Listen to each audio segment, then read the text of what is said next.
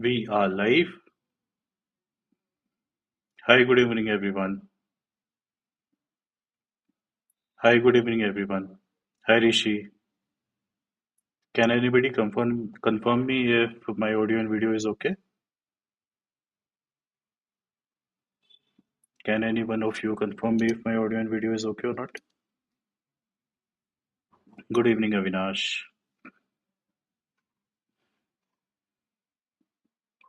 Hi, everyone.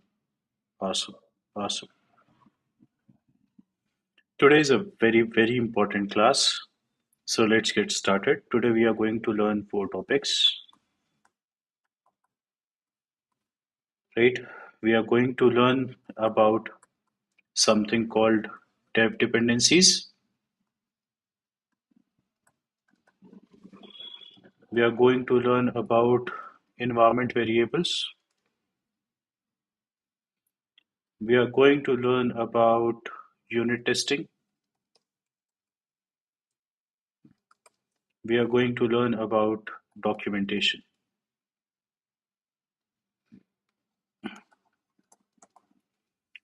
Right? These four are the utmost important things. They should be included in each and every project that you're going to work. Okay? Video is not visible.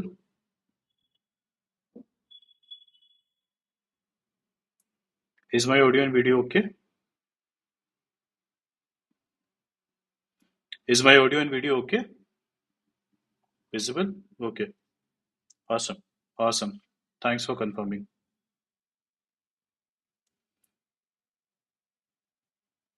This session usually do not require any previous knowledge. None of my classes would require any previous knowledge.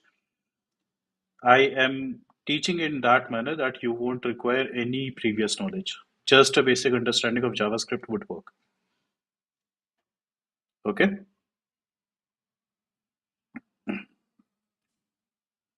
Awesome. Awesome. We are going to learn four topics today. These should be included in each and every project. Keep in mind. Right? We are going to learn dev dependencies. What are they? We are going to learn something called environment variables. We are going to learn something called unit testing, and we are going to learn how do we document our project. Okay. First, let's talk about dev dependencies. We have learned about package.json, right? What is that? What is package.json? It is a file that is a metadata for your whole project, right? Any project that has package.json, it means that the project is based on Node.js, right?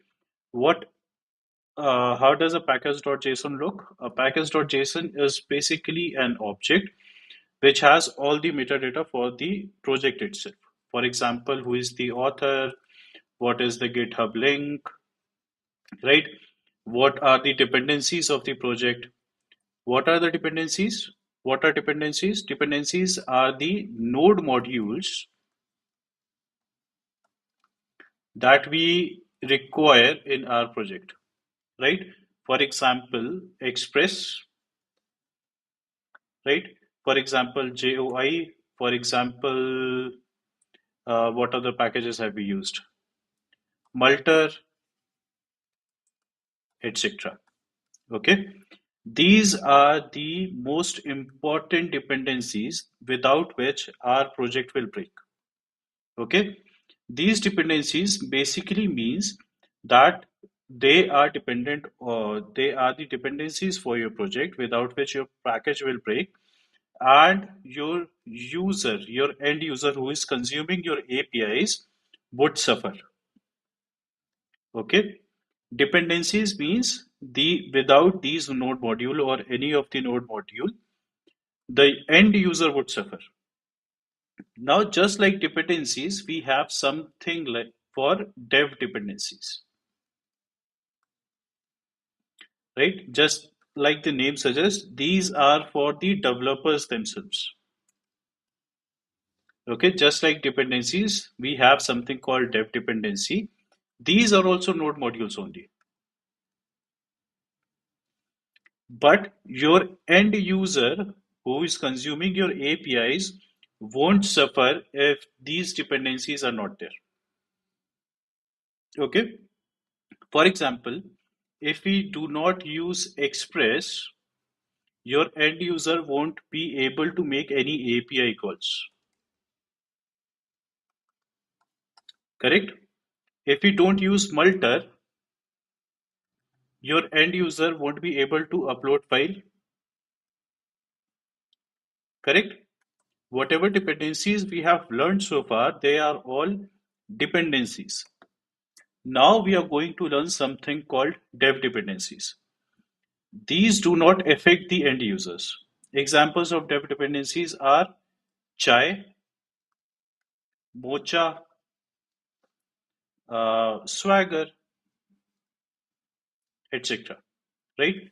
Chai and mocha are for unit testing that we are going to learn today, and swagger is for documentation. They are they are not directly linked to the end user who is consuming your APIs. Understood? Is dev dependencies clear?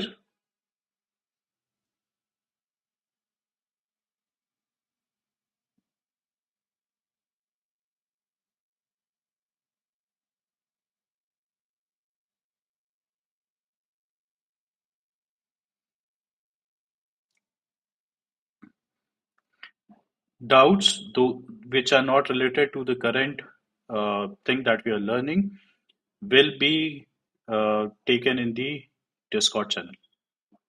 Okay? Whoever is making any doubt which is not dependent on the class, I will take them in the Discord channel. Understood?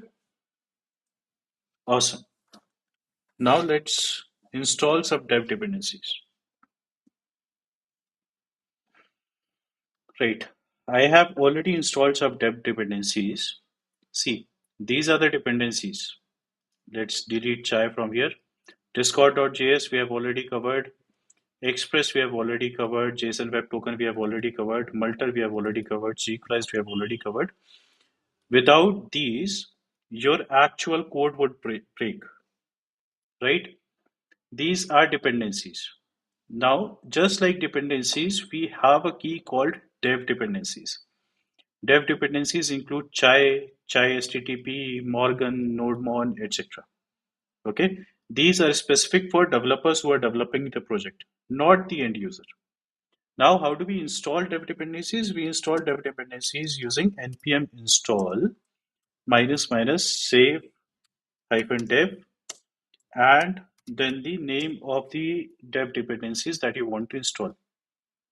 Right? For example, if I want to install multiple dev dependencies, I would write something like this.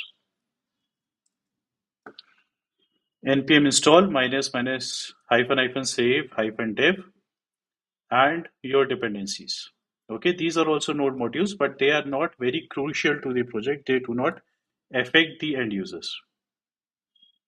Okay, I hope there are no doubts in dev dependencies.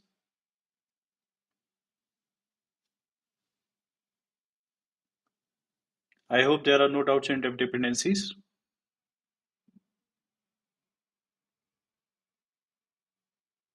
Awesome.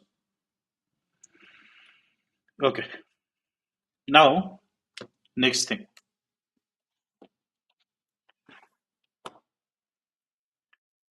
Next thing. Have you installed Python, Java, or some other programming language other than JavaScript? Have you ever installed Java, Python in your system, especially the Windows owners? Yes. Have you changed the path variable? Have you changed the path variable for those? Yes. We have to we have to add path for Java. We have to add path for Python, etc. Right? What are these path variables? What are these path variables? These path variables are something called environment variables. Okay, there are two types of environment variables. There are global and local. Okay, global path variables are your path variables. Global environment variables are your path variables, right? They are accessible throughout your system. Local path variables, local environment variables are your specific to project, right? How do we check the environment variables? In Macintosh, in iOS, we check it by echo. Echo dollar, the environment variable that you have set, it prints out the value of the environment variable, right? Why do we require environment variables, by the way? We require environment variables so that we require global environment variables so that wherever you are using Python, in any project, wherever you are using Python, it knows the path where Python is installed, where the Python software is installed. Okay, that is the use of global variables. What is the use of local environment variables? The use of local environment variables is, for example, in our previous classes, I hid some keys from you guys, right? I hid some keys. Key for Discord, key for uh, what else did I hide? Uh, Let me remember. I forgot. Stripe, yes. Key for Stripe that you basically do not want to share, right? These are very private keys. I do not want to share them because if you get these keys, if you get my private keys, you would be able to make some API calls, you would be able to make Stripe payments using my key only. Correct? So I hid those keys from you. Now I hid it in the videos. What if you uploaded your project on GitHub and you want to share that project with someone else? Now, if you upload these keys on GitHub and share it to some other person or make it open source, they would be able to get your keys, right? And they can misuse it as well. To deal with this, we have a file called .env, right? A normal file, how does it look? If I write index.html or maybe user.js, this is the name and this is the extension, correct? Here, there is no name, just the extension of .env. Okay? If you upload something on .env and keep it in .getignore, this .env file will never be uploaded to GitHub. A user who is cloning your project has to create his own .env file, put down his Stripe key, and use your project. Until and unless he does that, he won't be able to make any Stripe payments. Understood? Understood? Is there any doubt? How do I do that? I simply have created a .env outside the whole project, right? Just beside your index.js, I have .env and I have my variables like this. Here, you just write the name of the variable equal to the value. You do not have to put any codes. anything, right? All these are treated as a string only. Simply put this as variable name and the value. Variable name and the value. It is a better approach to put all these as capital. Okay? It depends on you. Awesome. Just like that, I can have my stripe key over here equal to whatever my stripe key is. Okay. Now to make this environment variable, to make these variables accessible in our project, to make these variables accessible in our project, we want to use these, right? In your index.js, you have to use something called .env. Let me see if .env is installed. Yes, I have .env installed in my dependencies. I can use it in my index.js. You simply have to write one line, require .env, okay, and call its config function. That's it. Now, anywhere, for example, I want to change the port. In place of hard coding these values, I can now use process dot env dot the name of the variable port.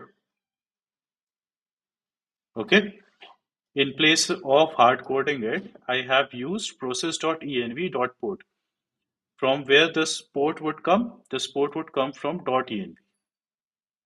Okay, you cannot name anything else apart from .env. Otherwise, it won't work. Okay, let me see if this is working. Nodemon index.js. We have put a console, right?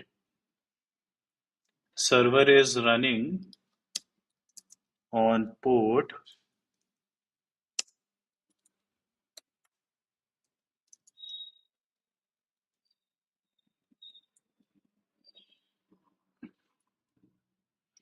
Server is running on port 1338. Now what if I change this .env to 1339? This .env is not washed by nodemon, so you have to restart the server manually. Now the server is running on 1339. Okay, and if I am uploading it to GitHub, I have to create a .gitignore file. Okay, see, as soon as I wrote .gitignore, the icon changed on VS Code. Here, I just have to write .env, and it won't be tracked by GitHub, and it won't be uploaded to GitHub. In this way, you can hide your important keys, private keys, and things like those. Okay. Treat them as settings for any application. In any application, there are settings, right? Where you put down what you want to do a specific project. For example, theme. Do you want it in light? Do you want it in dark? Right? These are the settings for your Node.js project, Node.js application. Okay? You have to include them always. Understand this, right? I hope there are no doubts in .env.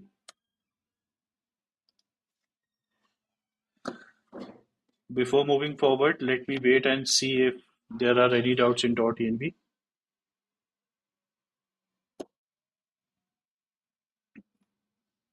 These are your local changes. These are your local changes. Whenever you make some change, you have to restart the server.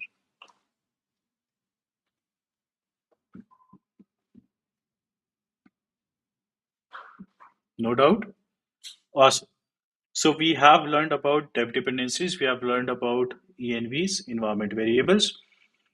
Now comes the main topic, unit testing.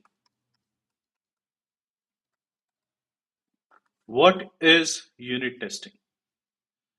Unit testing is basically testing your functions or routes, whatever you have created.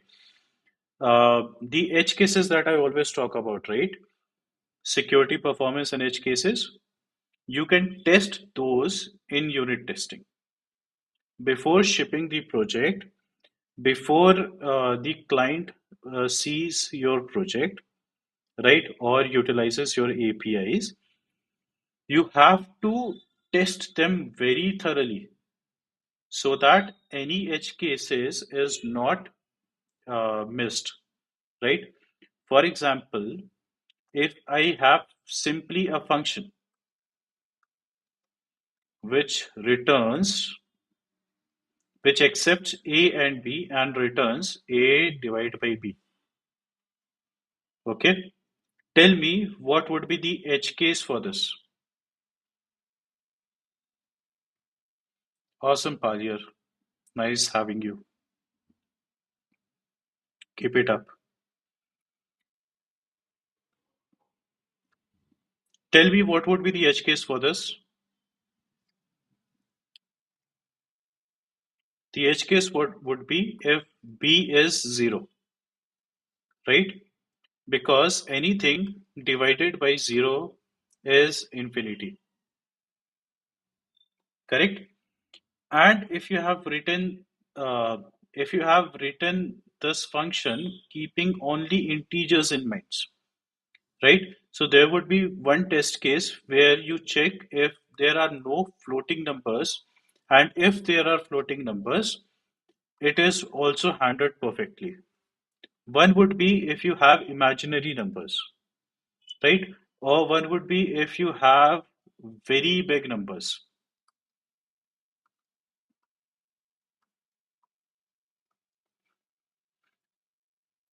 Okay, so these would be the edge cases for them.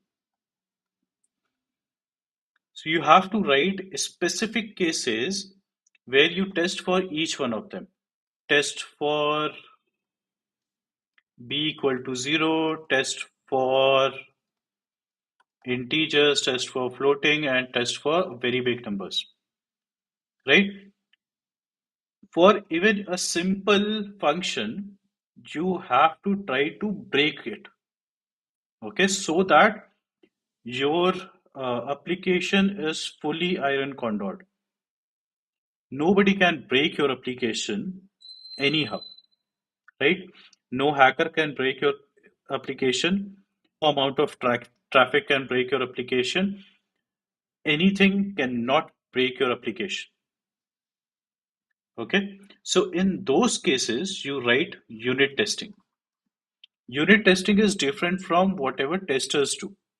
This is a job for developer, right? This is just a reconfirmation that whatever you have written is foolproof. Understood? Now, in some of the major companies, there is something called test driven development. This is the best practice that you can have in your career. Okay, whether you are a front end developer, whether you are a back end developer, whether you are a mobile developer, or any kind of developer, if you are a developer, then you should try to do test driven development. What is test driven development? Basically, you write test cases first and then you code according to it, right? Not the other way around. Not the other way around. You should write the test cases first and then code so that you exactly know what you're going to code and how it would be fully functional. Okay. In every test case, you should take care of three things. What are those? Performance, security, and edge cases. Okay. For performance, there are different test cases that we write. We would mostly be working on edge cases today. Security is somewhat the same. right? Now, we use something called chai and mocha for unit testing. Chai is used to write the test itself. Mocha is used to run the test cases. A basic unit test would look like describe whatever you are trying to whatever you are trying to test. Okay, there is a function called describe given by Chai. This is a block. Okay, it contains multiple test cases. For example, in our previous function, which returned a divided by b, the describe would say test division.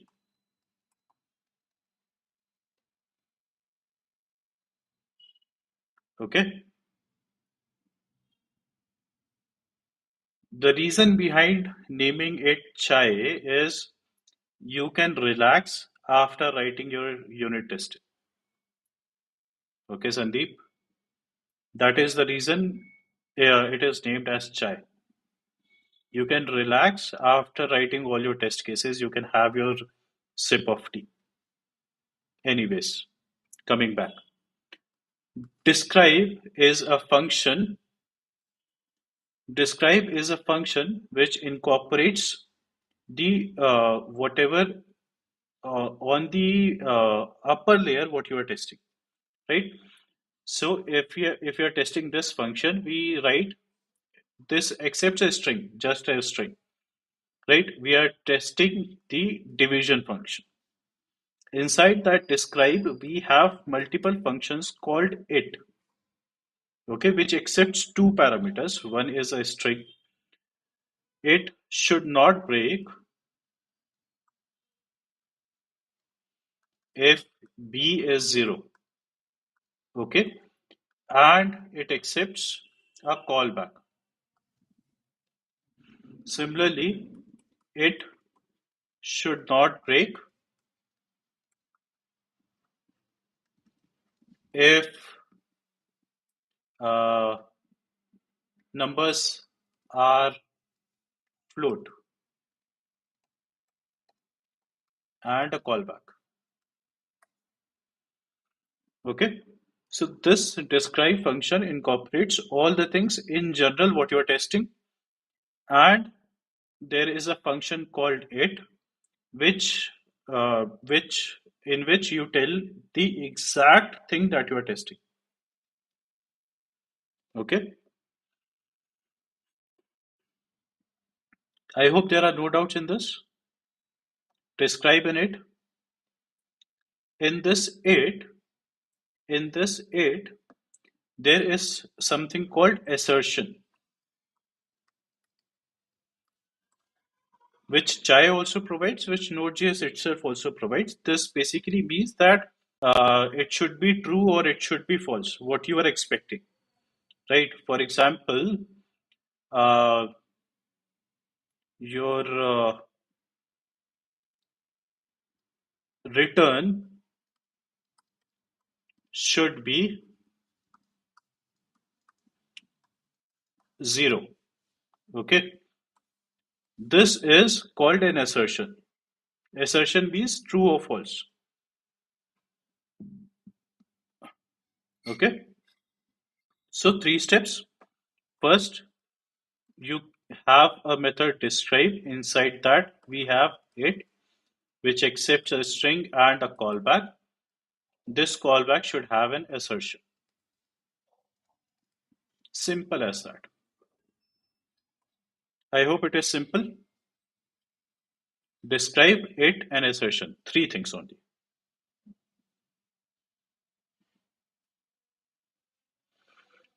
See, it is necessary to write each and every test case.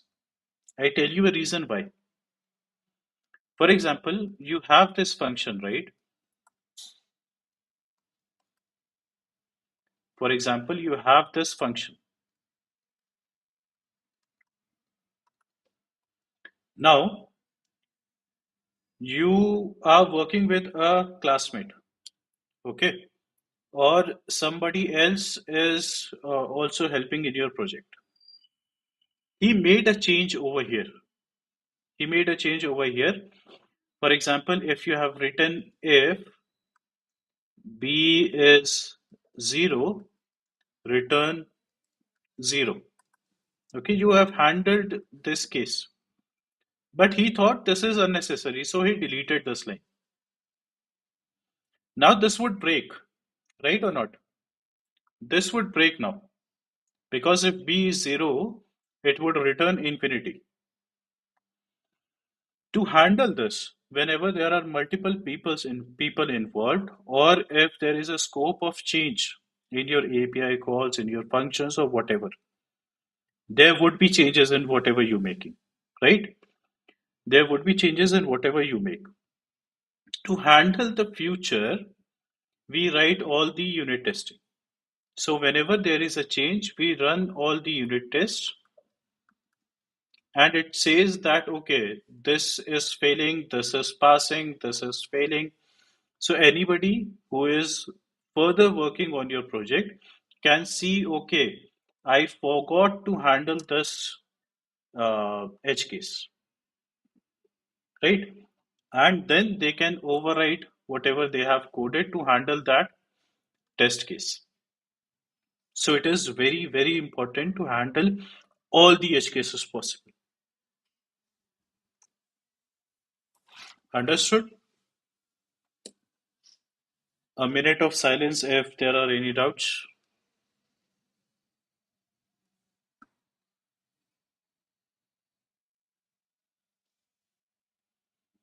Are there any doubts?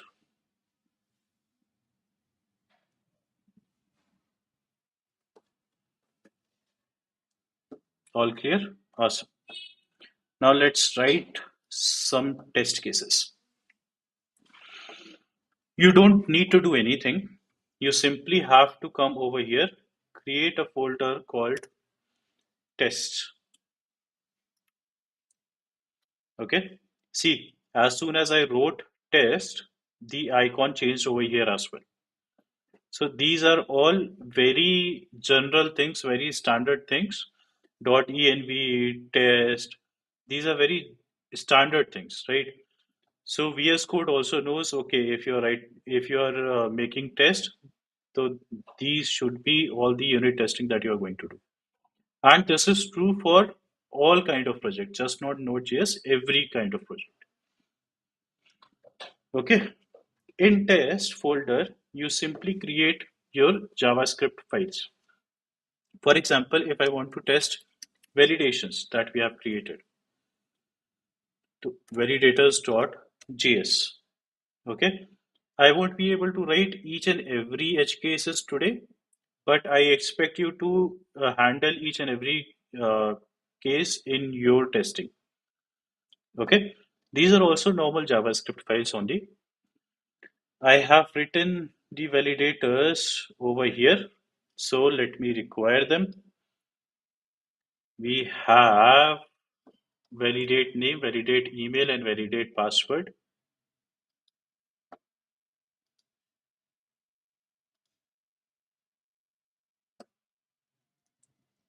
Okay, let's require them.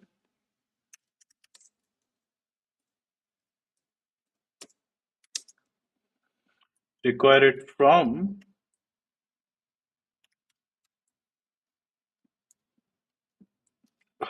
// util / validators. Okay, let's make it a little readable.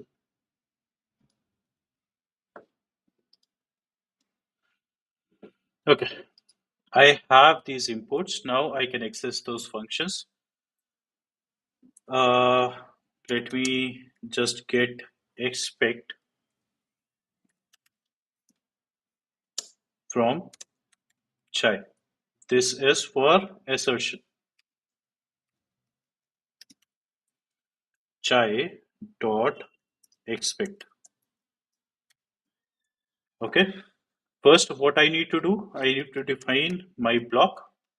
So I need to have my describe function.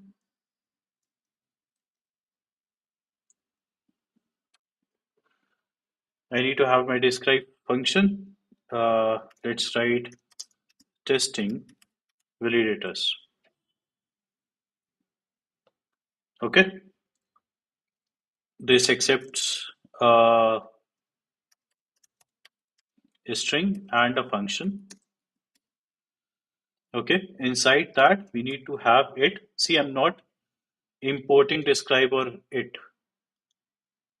These are keywords that are already present in Node.js that is supported by Chai. Okay. It should return true for a valid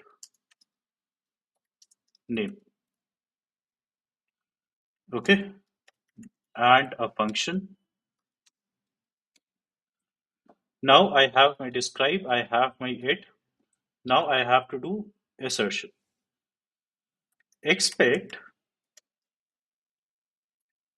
validate name. Let's say Rachit to equal true. Okay. So this validate name should return true if the string is Rachit. Okay. Similarly, let me just copy paste.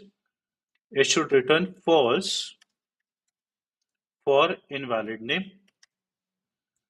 It should return false if the name is Rachit01. Okay. I have created my first unit test. Simply describe whatever you are testing in these and it. Okay. Whatever you are expecting. To describe testing validators, it should return true for a valid name, it should return false for invalid name, and an assertion with expect. If you are calling simple functions, you can write it in expect. When calling this function,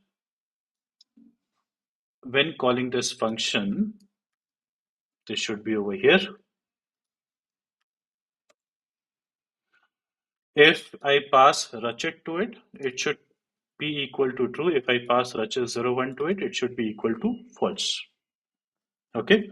To run our testing, you simply have to write mocha over here. To test case passed, right? It should return true for a valid name is passing. It should return false for invalid name is passing. What if I want to check whether it is failing as well or not? So I simply put true over here. So this test case would fail now. See, should return true for a valid name is passed, but should return false for invalid name is failing. This is in red color. One passing and one failing. Okay. Here it says it is returning true, but your expected is true, but it is returning as false. Okay, so in this way, you can simply test the functions. Are there any doubts?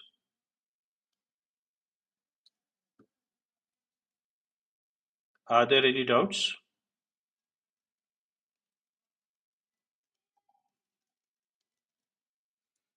Clear? Similarly, if I want to test others, let's keep it as false. Similarly, if I want to test the other functions, I can do the same thing over there as well.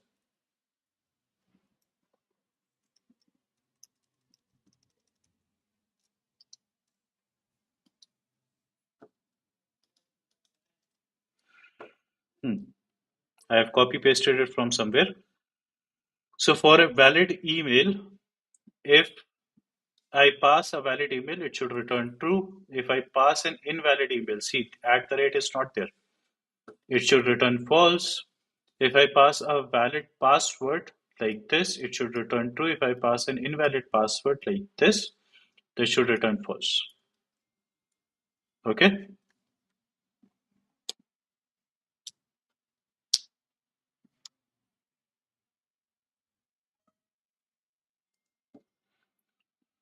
To know exactly where the fault is coming from, if we have to large it. See, here you would see what exactly is failing.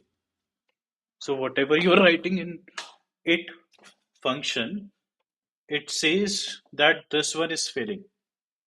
So you have to check which one is failing and why it is failing, right? You have to use some common sense for those. There is no straightforward method to do that. Okay, let me run all these again. All the test cases are passing for me. Now my validation file testing is done. Okay, I hope there are no doubts.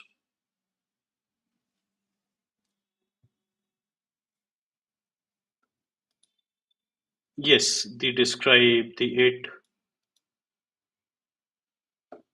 Okay, now if I want to test the user APIs, so let's say I have the user routes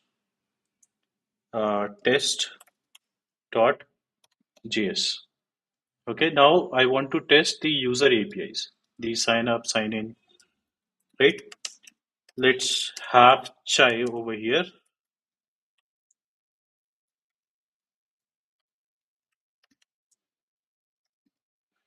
Okay, this requires an HTTP call. So let's have an HTTP call over here. Chai HTTP equal to require chai HTTP. Okay, I've already installed all these packages previously. I don't think so. You guys need help for those. There is an assertion called should. Just like we used expect over there, there is an assertion called should also. Okay. Now, uh, let's get our server. Okay, because we require our express. Okay, and uh, I've already set in our env.json the base URL of the project, right? If it is running on 1339, let's move to 1339. If I want to get the base URL, what should I write over here? What should I write? Process.env dot base URL. Okay, and I have to say that chai, please use your chai HTTP because we are going to make an HTTP call over here. Okay, it is not going to actually make an HTTP call, but it will mock an HTTP call. It will create a dummy HTTP call, right? Again, describe.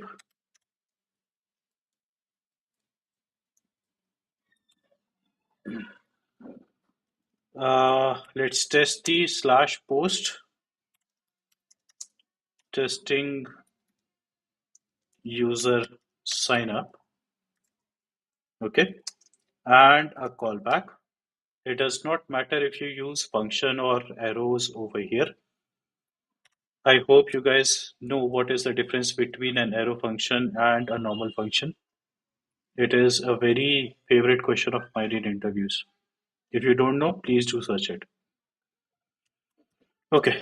Uh, it creates a new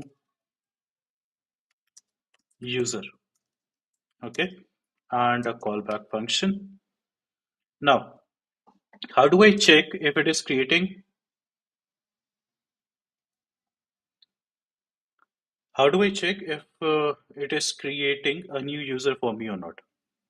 The only way to check that it is creating a new user is to make the API call and check whether the status is coming as 201, right? And the message that I have set in the routes, in the sign up route, whatever I'm sending in the success is what I'm getting. Okay. So it should return a status of 201 and it should return this string, right, inside message key. If these two things I am getting, that means everything is working fine. Correct? So I make an API call using chai.request to the API, okay? Then a post call to your slash API slash v1 slash user slash sign up, okay? In our index.js, API v1 user, and inside user routes, we have sign up. Okay, API v1 user and sign up. Okay, we are making a dummy API call to this, a dummy post API call. Okay, I hope you guys have used fetch or something. Fetch has the same thing, right? We use dot post to make an API call, and the URL we put it over here, right? Now we have to put the request.body. What is the request.body? That it accepts a name. Okay, let's say James Nennies. Okay, an email. Let's say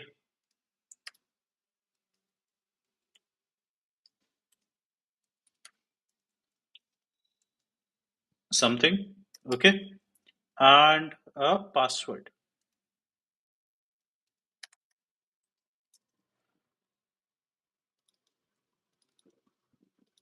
at the rate gmail.com and a password.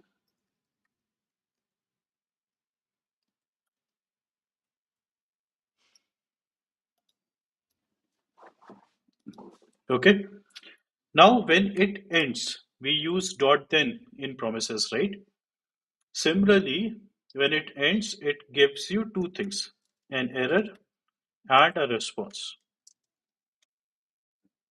Okay, simply we are making a dummy API call to this URL with this data in request.body, and when it ends, it gives you the error and response, right? Your response, we are testing positive scenarios right over here, right? You should always test both positive and negative scenarios. Should have the status of 201, okay, in request dot body, in sorry response dot body should be a object, okay. Response dot body dot should have a property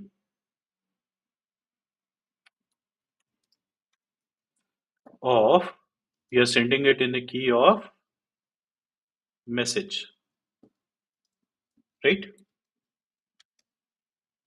And response dot body dot message should contain this exact string. welcome, the name.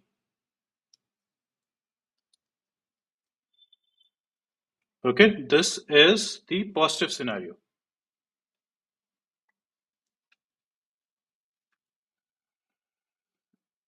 Just have a look at this code that I've written. Let me know if you don't understand. I'm coming back in 1 minute.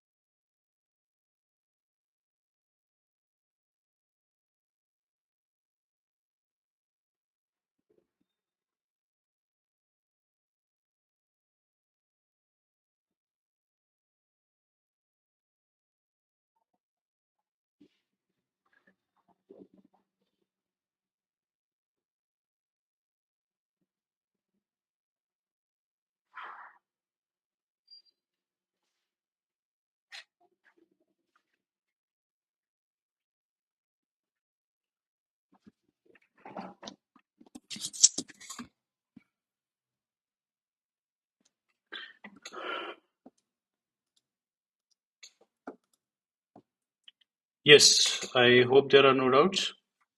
How to remember these function and last we can use equals instead of contains. See, there are multiple. My audio and video is okay, right?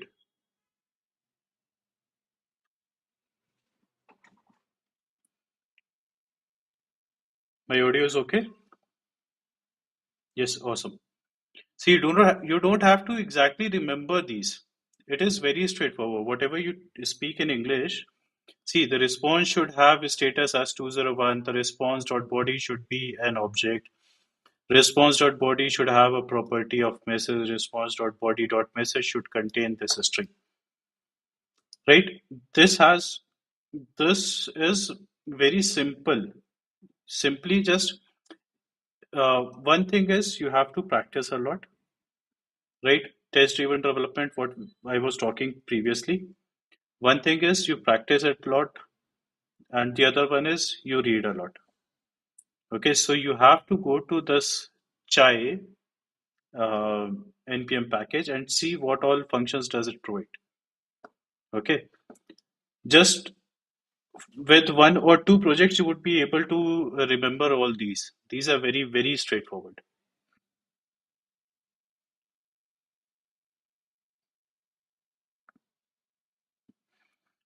And you have, yes, you have to provide specific things. See, you're making an API call now.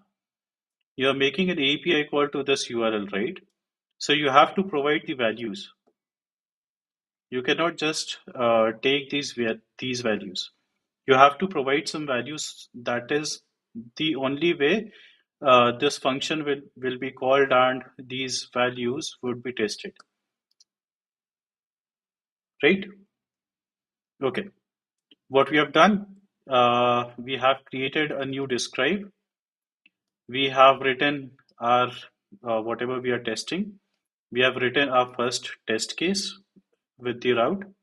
We made an API call. We made a fake API call using chai.request, the URL, post method, this is specific URL. We send in this parameters in request.body and we get a response and error at the end. Okay. Now we have written if everything is okay. If everything is okay, then we are sending 201 as a status and this object back, right? This object will have a key of message and the value as this. So we are simply testing that. In response, we should have the status of 201. In response.body, this should be an object. We are sending an object over here, right? It should have a property of message. That is, the key here should be message, and the message should contain welcome and the name. This is the scenario where we are expecting that everything is working fine. Correct. So we have simply written this. Now come back again, do mocha, and we have run this. So 7 test cases are passing. Some DB error occurred. Uh, okay, contain spelling is wrong somewhere. Okay,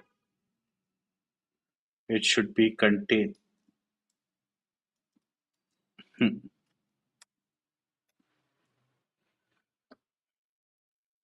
One test case is failing.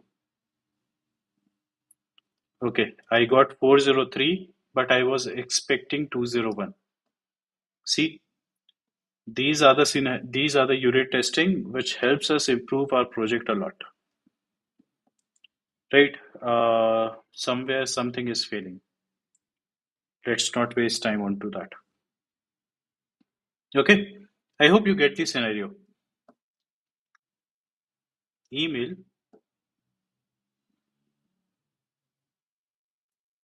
403. In which scenario we are sending 403? If it is an existing user. Right? The user already exists. So it is sending this. Anyways, anyways, right? So let's just change the names and see.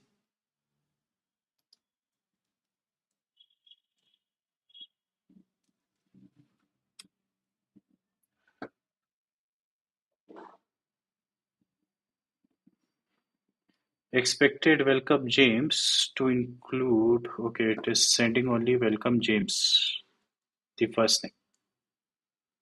Right, let us test it once more. Okay, 403 again.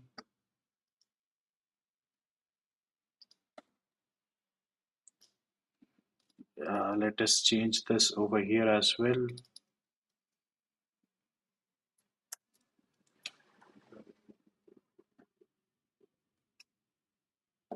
Awesome. All the test cases are passing.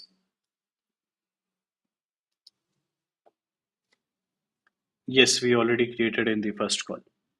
All the test cases are passing right now. Right. So this is a positive scenario. Similarly, we can do the same thing for sign in as well. Correct? And sign out and orders and things like this. I hope you will be able to do that. Yes, fake request also creates objects. Why? Because we are calling this method, right? We are actually calling this function. So whatever is written over here gets executed anyways. So even fake APIs will make users for you, right? We are simply calling this function using that. Okay. Is there any doubt? Chai.request, whatever the URL, dot post, whatever is the URL, send whatever you want to send, and when it ends, you check for the error scenarios and the response scenarios. Sign out you want to see? Okay. In sign out, what did we write?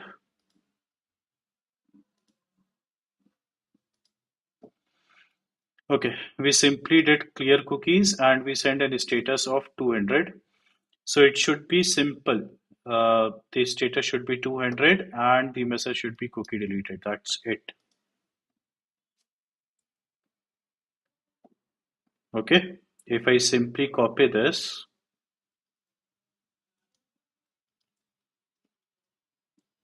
create a new describe. Why? Because we are testing a different scenario altogether. Okay. Over here, write sign out. This URL should be sign out.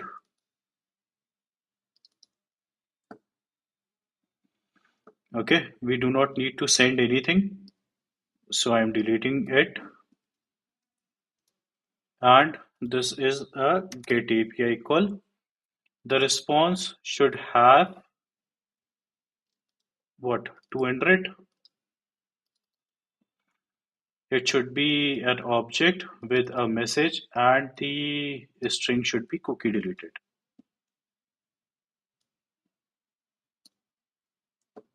Okay, let me just comment this out, otherwise one more user will get created and it will throw errors. See, one thing, did you guys notice? I have not integrated chai mocha anywhere.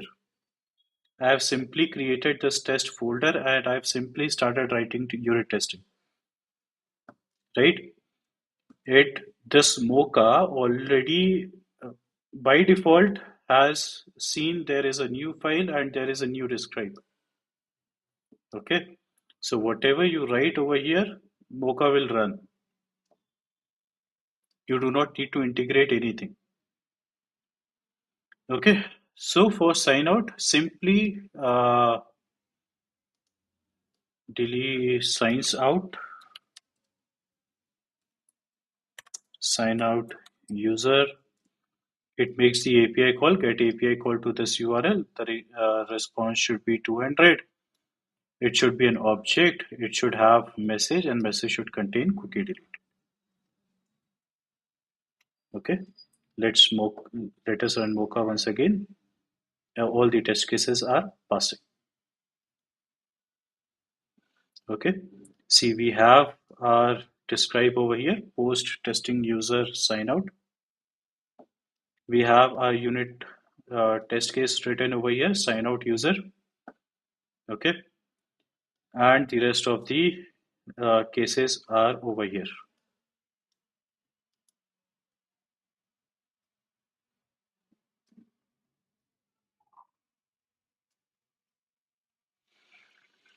There is actually a way to actually test the cookie object. This has a method called cookies, right? You can provide cookies over here and test it out. But it is the scope, it is out of the scope, so I have deliberately not put this, right? So it has a method called cookies. It checks whether those are deleted or not.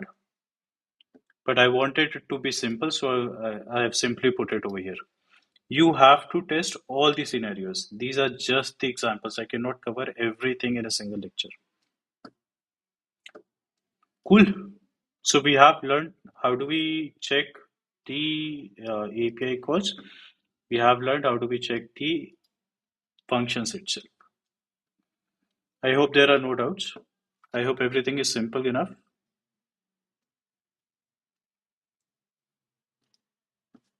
One more thing, whenever you are done testing, simply call a function called done at the last. Okay. This is basically a return statement. Okay, wherever you are done testing, just simply call a function called done. All these are keywords. You do not have to import it, require it from anywhere, right? Unit testing is easy. Is it easy or not?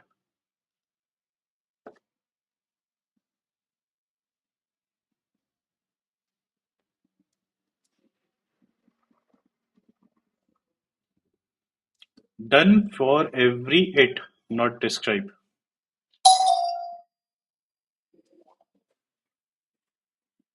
Why you used get in sign out, not post? Because it is a get API call, not post.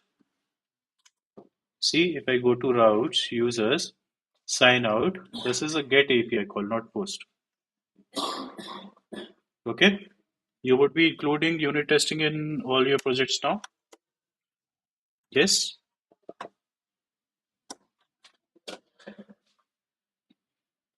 Always remember, if you want to be a pro developer, if you want to be looking like a pro developer and experienced developer, always write your unit test first, do test driven development. Okay? Then write your exact code. It makes your life easy and it gives a very good impression to your boss, to senior devs or whoever is looking into your code. Okay, they can trust you more. Okay, awesome. Now comes the last topic for tonight, which is documentation. This is also a must have if you want to make a good impression to senior developers, your boss, or whoever. Documentation is very, very, very important. Why is it important? It is important because first of all, your end user or whoever is using your API calls can exactly see what is the purpose of the API call, how many API calls are there, right? Uh, what are the parameters that it is accepting? For example, if suppose I simply gave you the code and you do not understand Node.js at all, right? And I tell you to simply go and call sign up, right? I haven't told you that this is a post API call. I haven't told you what should be required in request.body, right? I haven't told you what would be the result that you are getting, that you would be getting.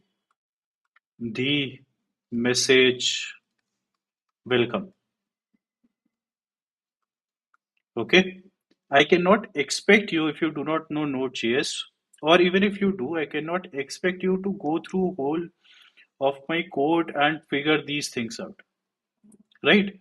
Wouldn't it be much, much easier if I simply make a web page or write it anywhere that sign up is a post API call, post REST API call. In request.body, I require name, email, and password, right? These are the validations for name, these are the validations for email, these are the validations for password. In response, if everything goes okay, I would be sending 201 with this message. If the user already exists, I would send 403 or 404 with message, right? Or if um, I do not know the exact error, it comes in try catch, I would send 500. If your end user understands what are the status codes that you have handled, wouldn't it be much, much easier for him to make his code much better? Correct? He could simply write if and else statement. The front end developer could write if and else statement that if the status is 200, that means everything is okay and re-render this component. If the status is 400, then show notification. If status is 500, then send him an email or things like those, right? Underst Are you guys understanding the importance of documentation? Are you guys able to understand the importance of documentation? It helps in communication gap, right? With documentation, there is no communication gap between you and the front-end developer or whoever is consuming your website APIs, right? It becomes even more important if your APIs are publicly available. If suppose somebody has made an API call, a great API call where you make a get call to some URL and it gives you a list of all the universities in India,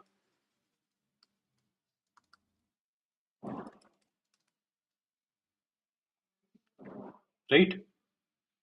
But you do not know the API call itself. You have a URL, but what are the query parameters it requires? Does Can it be made for cities? Can it have cities? Can it have pagination sorting or whatnot? If they document it, your life would become much easier, right? Whenever you are whenever you are you want to do something. For example, if you want to do unit testing, right? If chai do not have documentation, how would you understand what should you write? Okay, so be a pro developer, be an expert developer, make your first impression or all your impressions good by writing unit testing and documentation. Okay, now how do we do the documentation? Your life would become very hard if I asked you to create an HTML file or a doc dot docx or put it on Confluence or any website for that matter. Your work would become double, right? First, you have to make API calls, then you have to switch context, and then you have to document each and everything. Your life becomes very difficult. Correct? To make your life easy, JavaScript developers make others' life easy. We are a great Baba at that. Okay? We want whatever issues we are facing, we do not want others to have the same issues. So we have node modules, right? We create node modules, we use node modules, we live on node modules, we breathe node modules, we drink node modules, right? So there is a node module for that, that is called JSDoc. What JSDoc does is it reads all your comments. Whatever comments you make, whatever multi-line comments you make in your project, it reads them out, convert it in a HTML file.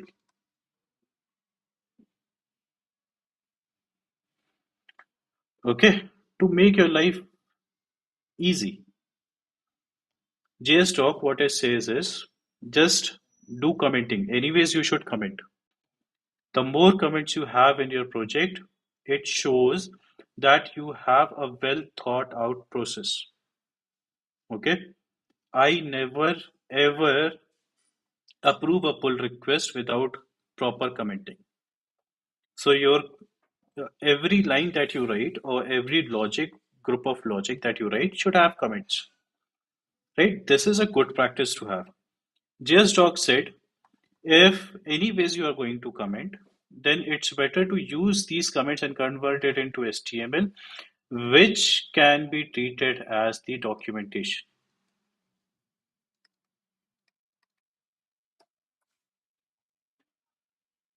Okay. Now,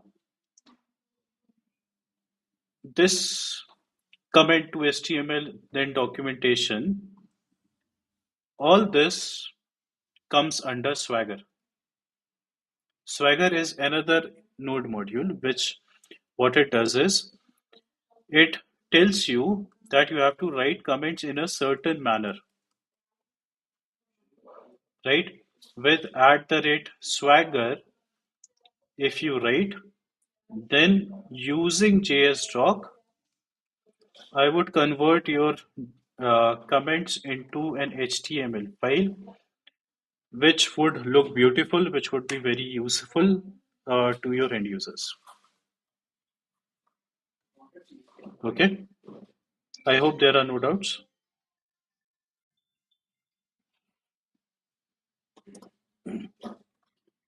I hope there are no doubts. You guys understood what Swagger, JSDoc, and everything means? Right. So let's set up our Swagger. To set up our Swagger in index.js, simply what we are doing from day one, simply require the node module. The node module is Swagger UI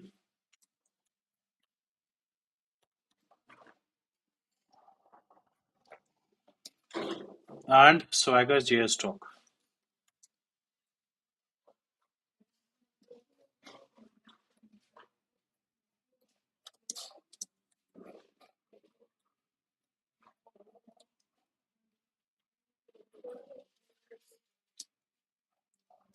Right? This is the first step that we do in any kind of project. In whatever we do, we require some node modules. We call the functions. That's it. Right? Now, let's call the functions. Let's have a variable called spec. Inside that, we have Swagger JSDoc. It uses, we call the function.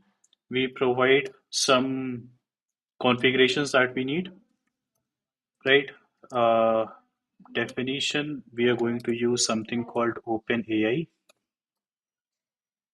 sorry, OpenAPI. The version of the OpenAPI is 3.0.0.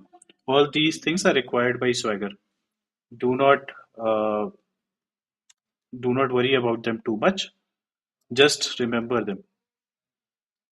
In any of our classes, I've never asked you to remember anything, but these won't change. So just remember them for the time being. Right. Um,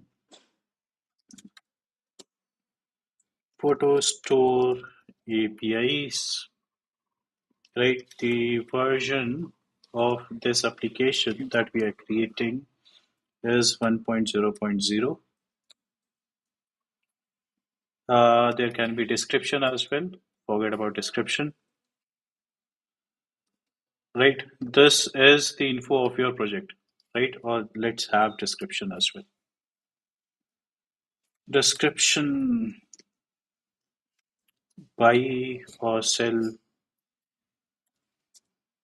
photos. Right. Um, the servers in this, we would write in the URL the process dot env dot base URL. Okay, what is the server URL? It accepts the server URL. Where did it go? Right. And where are the APIs where I'm going to write the comments. So they are in routes folder. Okay. Any file is with .js extension, read comments from those. Okay.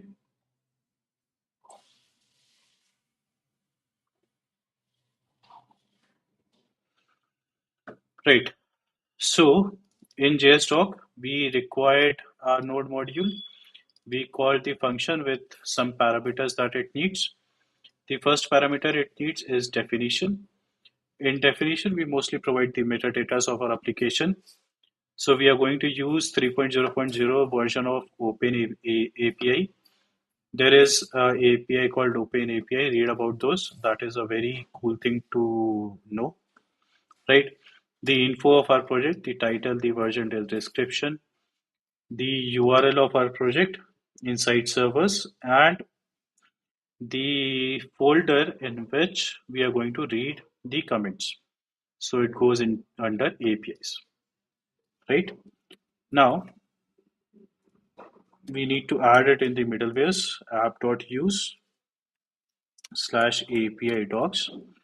In API docs, we want to show the HTML that it generates, right? Uh, First parameter it requires Swagger UI.serve, and the second parameter it requires Swagger UI dot setup inside this whatever specs we have. Okay, and your Swagger is done,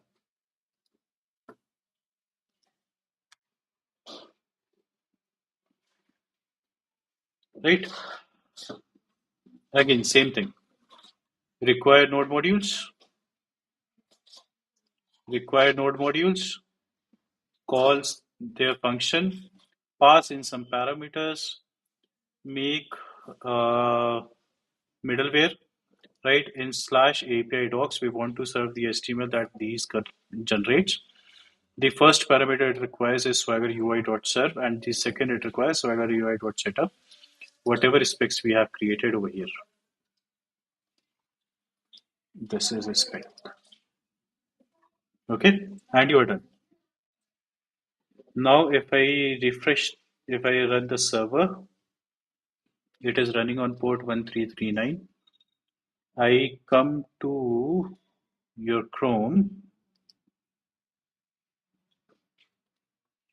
I run localhost 1339 slash API docs,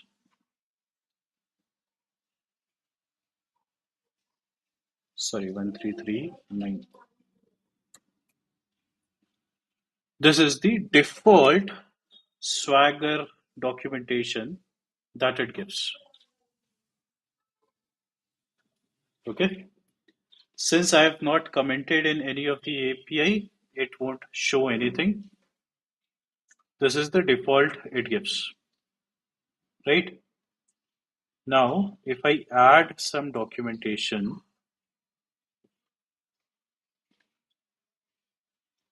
for example, let's add some documentation for sign up. Okay. Simply come here, put in some multi-line comments, right? I hope you guys know how to write multi-line comments. Simply put slash star to start and star slash to end, right? Put in Swagger, write down your comments. For example, this is very specific. You have to read Swagger talks to understand what exactly you need to write over here. I'm giving you a very simple example. Inside components, inside schema,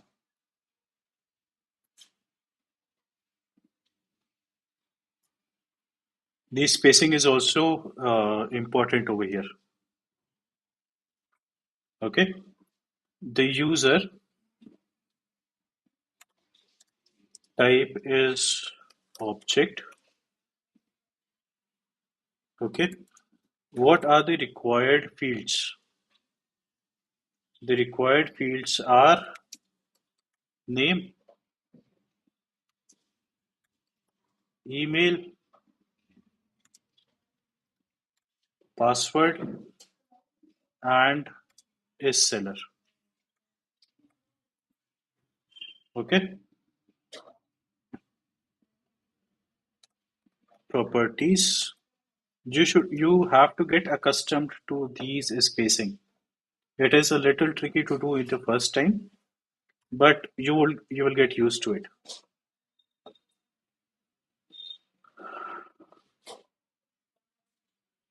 right? Inside ID, the type is integer.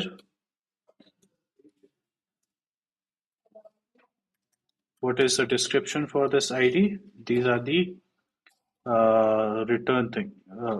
I mean, these are the validations for.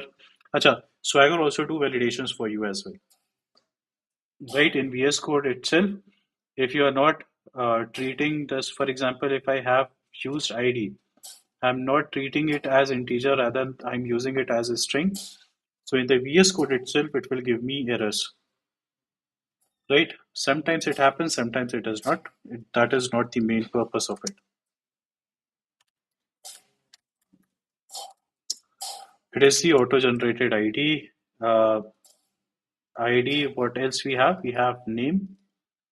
The type of name is a string.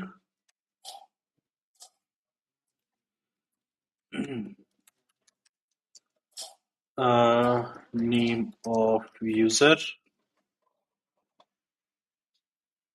Okay. Similarly, we will have email is seller, name, email, password,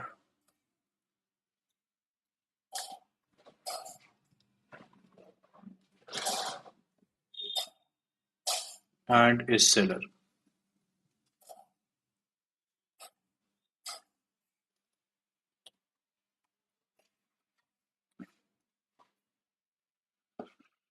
This would be Boolean,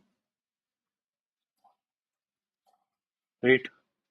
Uh, is seller format, right? Uh, let's have some example also along with properties.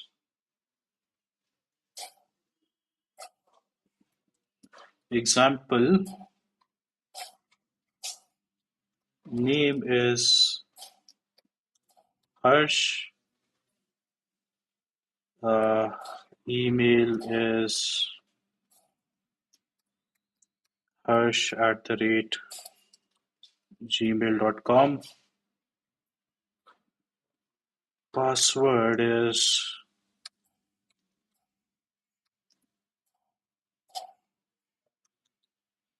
something, and is seller is true. Hit save, refresh. You have your schema over here. See, user has a schema of ID, name, email, password, and is seller. These are the descriptions, and this is the example.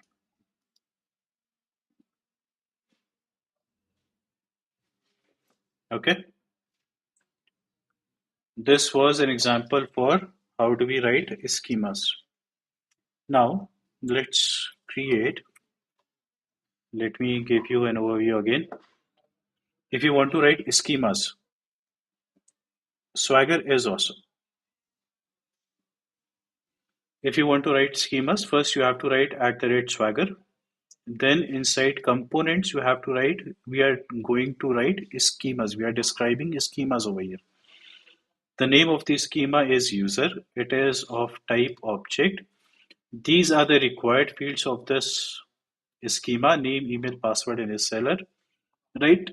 And just like you describe schemas in actual schemas, you define it over here as well in site properties. So your ID would be of type integer. This is the description, a string description.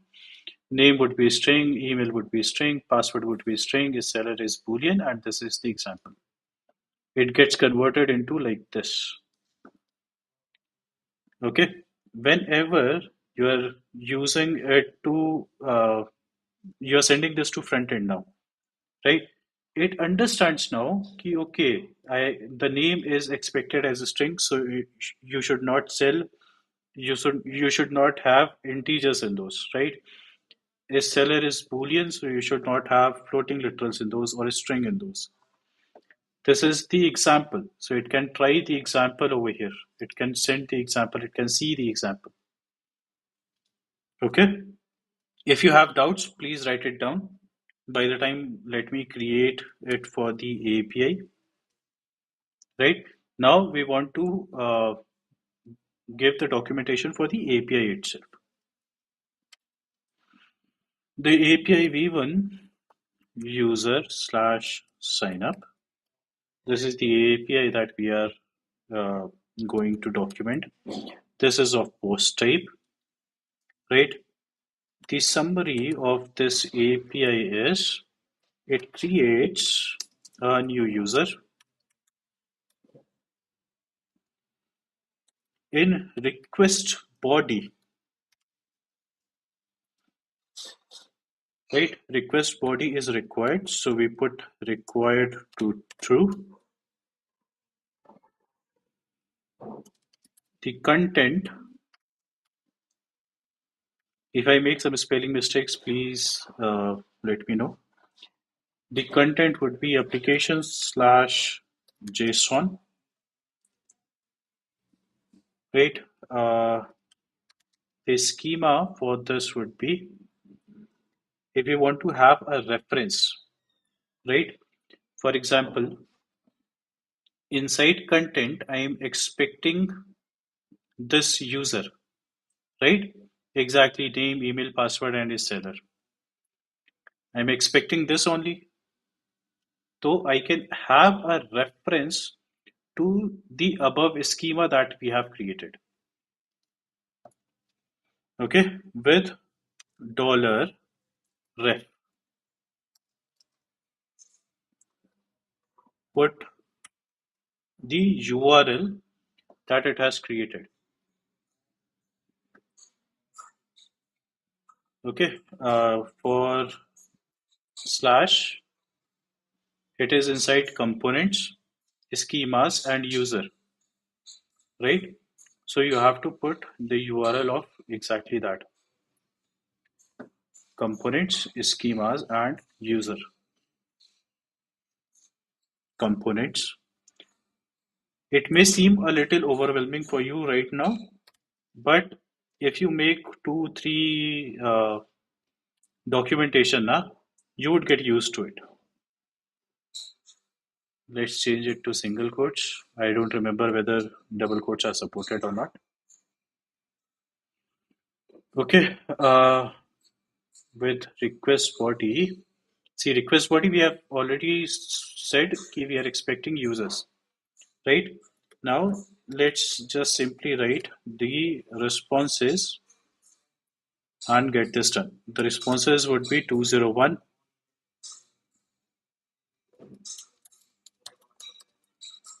Description, the user is successfully created. 404.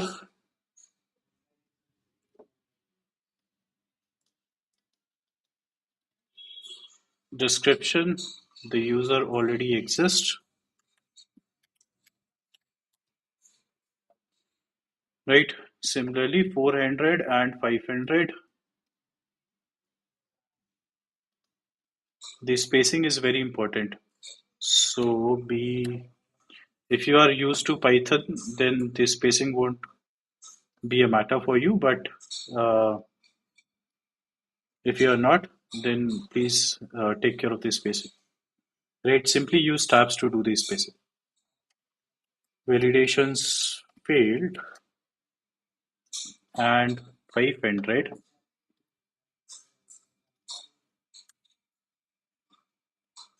internal server error. Let's save this, refresh this. Uh, I messed up something.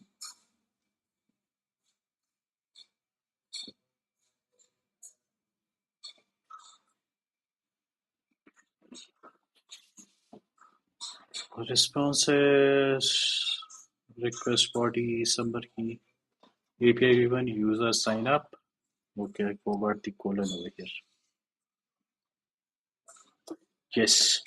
Now see, it has made a beautiful UI for you, which says there is a post call that is created for API v1 user sign up, which creates a new user. If you click on that,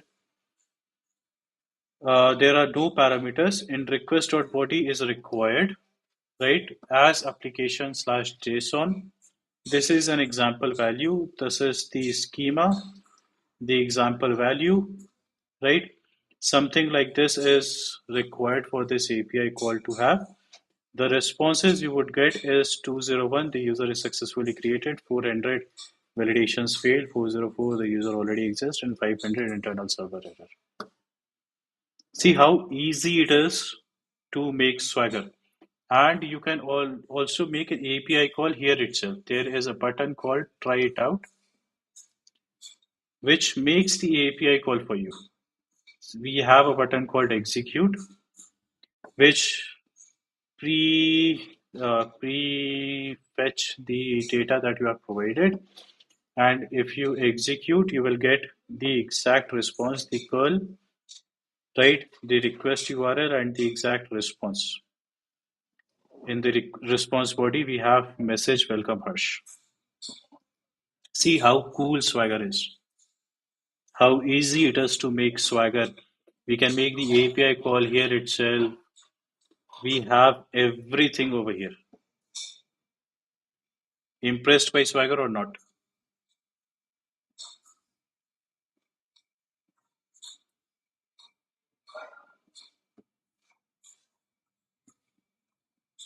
You can also test APIs with Swagger, yes.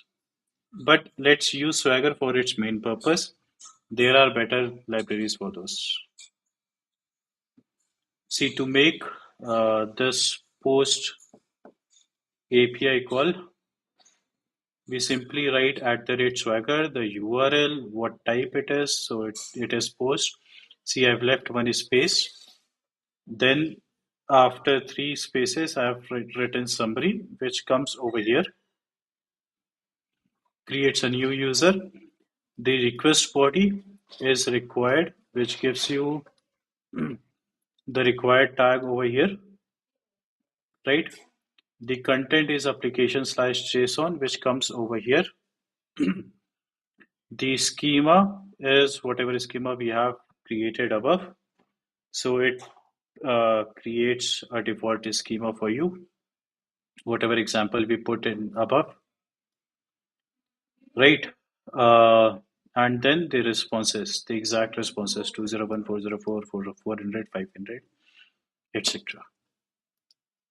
Okay, we can make the API call from here. It populates the fields for you. You simply have to click the execute button. It makes the API call, give the curl command, gives you the URL, right? If any error comes, or this is basically a playground. Any user can play with this to see what all cases we have handled. Okay, uh, we have learned four things. First one is dev dependencies. These are dependencies which is required by developers on the development time, not for the end users.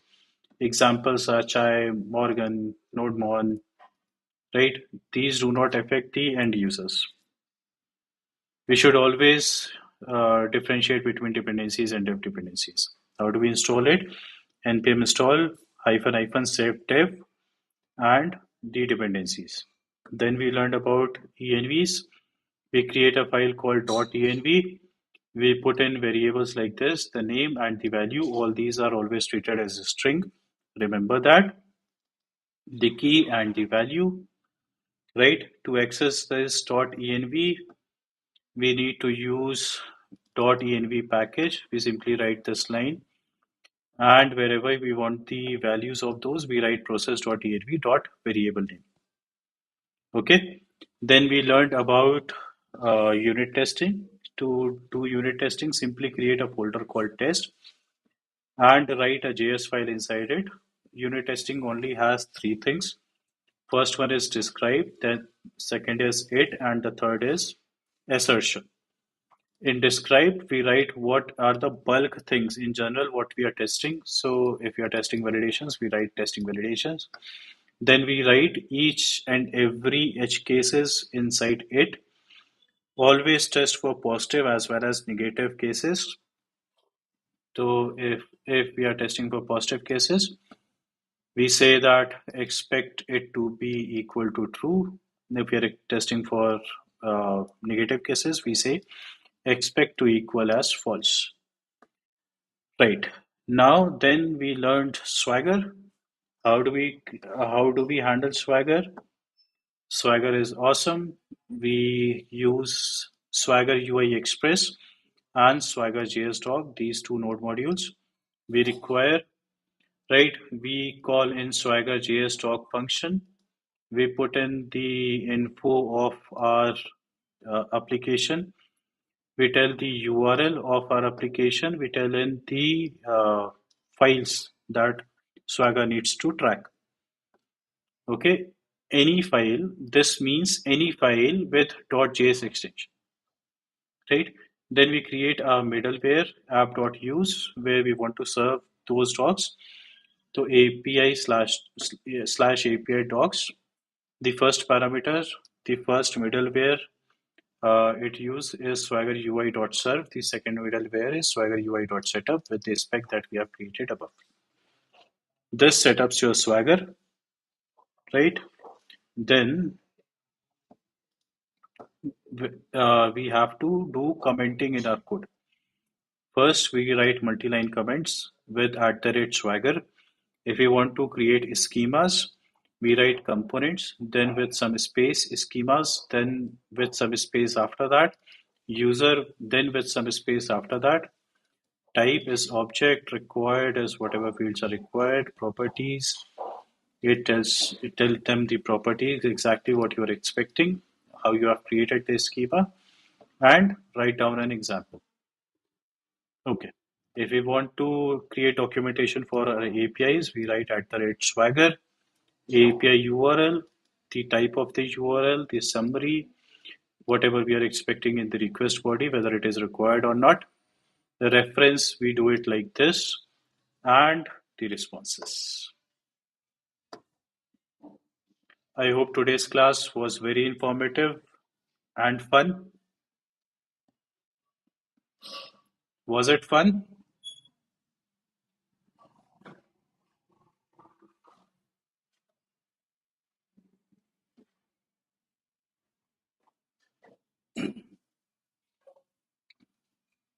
Awesome. Awesome. I will meet you in the Mahasabha VC. Peace.